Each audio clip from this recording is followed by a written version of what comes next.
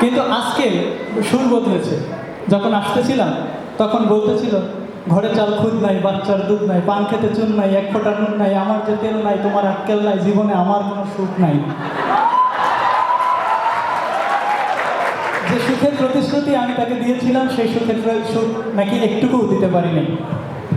সে যে প্রতিজ্ঞাগুলো করেছিল সেগুলোও আমার জন্য কতগুলো রেখেছে আল্লাহই জানে।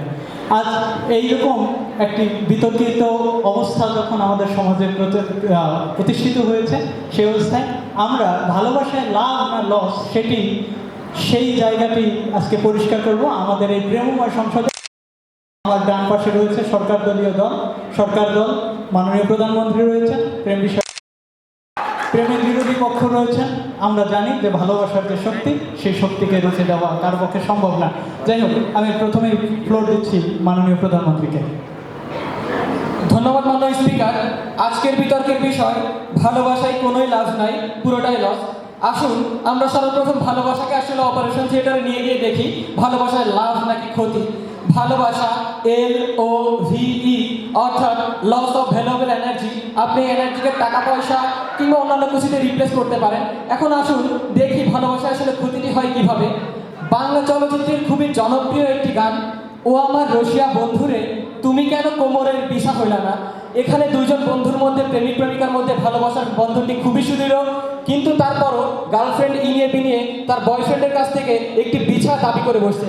মানে সভাপতি, আপনি জানেন বিছাটি মূলত স্বর্ণের হয়, অর্থাৎ গার্লফ্রেন্ডের মনোভাব এরকম যে বয়ফ্রেন্ড তুমি চলে যাও কোনো সমস্যা নেই, আমার কোমরে জানি স্বর্ণের একটি বিছা থেকে যায়। তাহলে এ কেমন ভালোবাসা? মানে সভাপতি, আপনার খুবই সম্ভবত পছন্দের নায়িকা, আমারও পছন্দের নায়িকা শাবনূর, তিনি যখন প্রেমে পড়লেন, ভালোবাসায় খুবই মগ্ন হয়ে গেলেন, তিনি পড়ালেখায় মন বসাতে পারলেন না, এর জন্য তিনি আস্তে একটি সিনেমায় বানিয়ে ফেললেন, মন বসে না পড়ার টেবিলে। এখন মাননীয় সভাপতি, এই ভালোবাসার জন্য আপনি যদি পড়ার টেবিলে মনটাই বসাতে না পারেন, তাহলে আপনার ফলাফলের অবস্থাটি কী হবে? এবং পরবর্তীতে আপনি ভালো একটি বাসা বানাতে পারবেন না, এবং আপনি যখন ভালো বাসাটি বানাতে পারবেন না, তখন আপনার ভালোবাসা আপনার বাসা থেকে চড়ুই পাখির মতো ফুরুত করে উড়ে যাবে। তাহলে কি লাভ আমাদের সেই ভালোবাসা দিয়ে? মানে সভাপতি, একটি কথা খুবই প্রচলিত আছে, প্রেমের মরা নাকি জলে ডোবে না।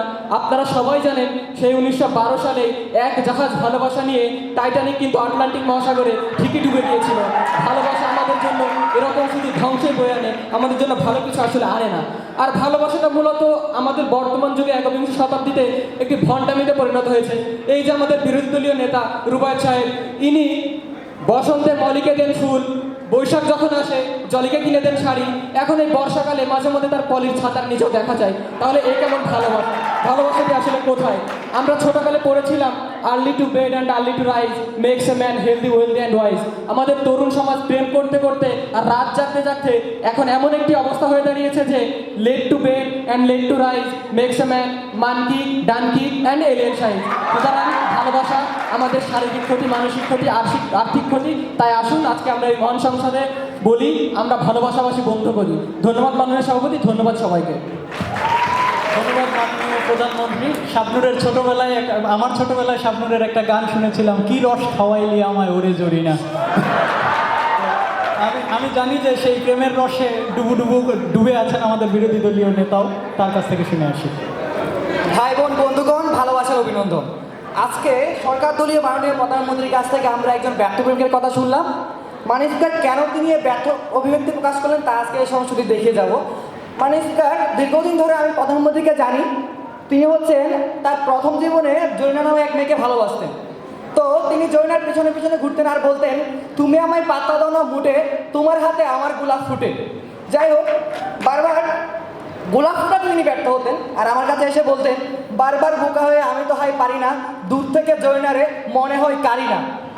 এখন বারবার তিনি যাই হোক জৈনারে তিনি কারিনা বানাইছেন, কোনোভাবে তিনি জৈনাকে প্রেমে ফেলেছেন, তারা প্রেমবন্ধনে আবদ্ধ হয়েছেন, দীর্ঘদিন তারা প্রেম করলেন। তারপর মানুষকে কী হলো শুনুন। আমাদের প্রধানমন্ত্রী বাদাম খিলিতেন, জৈনা বাদাম গিলিতেন, বাদাম হইল শেষ, জৈনা নিরুদ্দেশ। এ হলো আজকে প্রধানমন্ত্রীর প্রেমের কাহিনী, যার কারণে তিনি শুধু লস খুঁজে পান, কোনো লাভ খুঁজে পান না।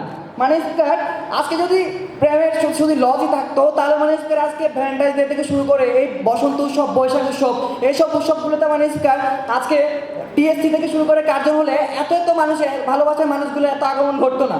মানে স্পিকার, আমরা সবাই লেজ কাটা শিয়ালের কাহিনী জানি। প্রধানমন্ত্রী তার নিজের লেজ তো কেটেছেন, আমাদের লেজও কাটবেন। তার কাহিনী হচ্ছে এটা, আমাদের বুঝাচ্ছেন যে আঙ্গুর ফল টক, তিনি আমাদের আঙ্গুর ফল খেতে দিবেন না। মানে স্যার আমরা ওনাদের পক্ষ থেকে গানগুলো হয়ে এরকম, বন্ধু যখন বল হইয়া আমার বাড়ির সামনে দিয়া রঙ্গ করে হাইটটা যায়, বুকটা ফাইটটা যায়। মানে স্যার এসব ভাঙাচোরা হৃদয় দিয়ে আজকে সংসদ চলবে না মানে স্যার। তাই এই সংসদ ভালোবাসার সংসদ, তাই বলতে চাই ভালোবাসার জয় হোক। ধন্যবাদ মানে স্যার, ধন্যবাদ সবাইকে। ধন্যবাদ, ধন্যবাদ বিরোধী দলীয় নেতা। এবার আমাদের প্রেম বিষয়ক মাননীয় মন্ত্রী। মাননীয় স্পিকার, আপনাকে অসংখ্য ধন্যবাদ। শুনছিলাম আর বোঝার চেষ্টা করছিলাম যে কি হচ্ছে এখানে।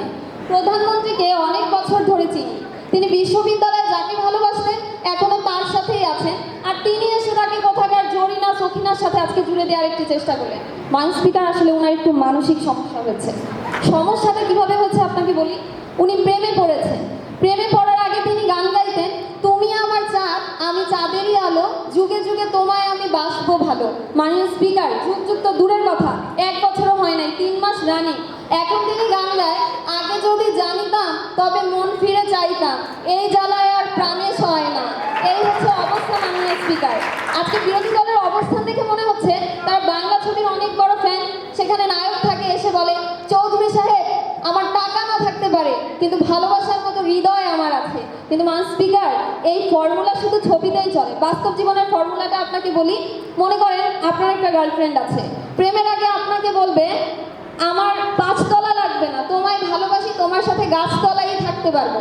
আর বিয়ের আগে কি বলে মাননীয় স্পিকার জানেন? এক শর্তে করতে পারি বিয়া, আমাকে ঘর বানাও যদি অ্যাপোলো ইন্ডিয়া। এই হচ্ছে অবস্থা মাননীয় স্পিকার। আমার একটা নীতি আছে, প্রেম করব যাকে তাকে, বিয়ে করব শ্বশুর দেখে। মাননীয় স্পিকার, যে বাবার ছেলে প্রচুর টাকা আছে আমি তাকেই বিয়ে করব, অন্য কাউকে বিয়ে করব না। তারা বলছে প্রেমটা এত খারাপ, আমরা জানি, তারপরে কেন মানুষ প্রেম করে? আমাদের মাননীয় প্রধানমন্ত্রীও প্রেম করে। এক্সপ্লেনেশন তো আপনাদের দিয়েছি, কারণ প্রেম হচ্ছে দিল্লির লাড্ডু, जो खाएगा वो पछताएगा और जो नहीं खाएगा वो भी पछताएगा। মানসিকার দেখেন, বিরোধী দলীয় নেতা কিন্তু টিএসসির কথা বলে গেল, কিন্তু তিনি কিন্তু কেএফসির কথা বললো না, যে ভ্যালেন্টাইন্স ডেতে কেএফসিতে কত লোকের ভিড় হয়। মানসিকার, আপনি আপনার গার্লফ্রেন্ডকে বলেন তো, টিএসসি কেএফসি বাদ দাও সব, চলো পাশের বাড়ির পুকুর পাড়ে বসে প্রেম করি, আমি দেখি তো মানসিকার আপনার রিলেশনশিপটা কতদিন টিকে। তাই আজকে বলছি মাননীয় স্পিকার, যে ভালোবাসা বলে কিছু নাই। এই লস প্রজেক্টে ইনভেস্ট না করে পকেটের টাকা বাঁচান, ভালো একটি বাসা বানান, সেখানে এমনি ভালোবাসা হয়ে যাবে। ধন্যবাদ সবাই। প্রেম করবেন যার সাথে তার সাথে, বিয়ে করবেন শ্বশুর দেখে। শ্বশুর দেখে বিয়ে করেছিলাম, বিশাল এক পেট, মাথায় বিরাট এক টাক, বাবা কোনো লাভ হয় নাই। যাই হোক, এবার আমরা বিরোধী দলীয় মাননীয় সংসদ সদস্যের কাছে যাচ্ছি। ধন্যবাদ মাননীয় স্পিকার। আপনি জানেন, ভালোবাসা ভালোবাসে শুধুই তাকে, ভালোবেসে ভালোবাসাই বেঁধে যে রাখে। আমাদের সরকার দল তাদের ভালোবাসা বাঁধতে পারেনি বলে আজকে তাদের ভালোবাসা হয়ে গেছে ঘাস, খেয়ে গেছে গরু, দিয়ে গেছে বাস। আমাদের সরকার দল গরুর গাড়ির কথা বলেছে, কিন্তু তারা খুব কৌশলে বাংলা সিনেমার আলমগীরের ঠেলা গাড়ি আর শাবানার সেলাই মেশিনের কথা কিন্তু এড়িয়ে গেছে।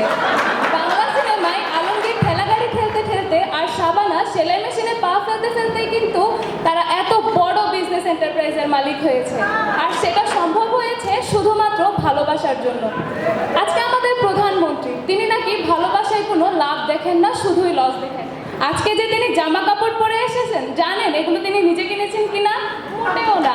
তিনি এগুলো তার প্রেমিকার কাছ থেকে উপহার পেয়েছেন। গত সপ্তাহে বসুন্ধরায় গিয়েছিলাম, আর সেখানেই তার প্রেমিকার সাথে দেখা হওয়ার পরে তিনি বললেন প্রধানমন্ত্রীর জন্মদিনের উপহার কিনতে গিয়েছেন। আমিও সাহায্য করেছিলাম। আর আমি মাননীয় স্পিকার এও জানি যে তিনি যখন বিশ্ববিদ্যালয়ের ছাত্র ছিলেন, তখন তার প্রেমিকা প্রতিদিন তাকে হলে থেকে রান্না করে করে খাওয়াতেন। আর এই যে আমাদের সরকার দলের আরেক সদস্য, তিনি কিন্তু কিছুদিন আগেই হৃদরোগে আক্রান্ত হয়ে অ্যাপোলোতে ভর্তি ছিলেন। মাননীয় স্পিকার, আপনাকে সাথে নিয়ে কিন্তু তাকে দেখতে গিয়েছিলাম, মনে আছে কি? তার এই সমস্যাটা শুধুমাত্র হয়েছে তিনি ভালোবাসেন না বলে। আজকে আমাদের দেখুন, আমরা কত সুস্থ, কারণ আমরা ভালোবাসতে জানি।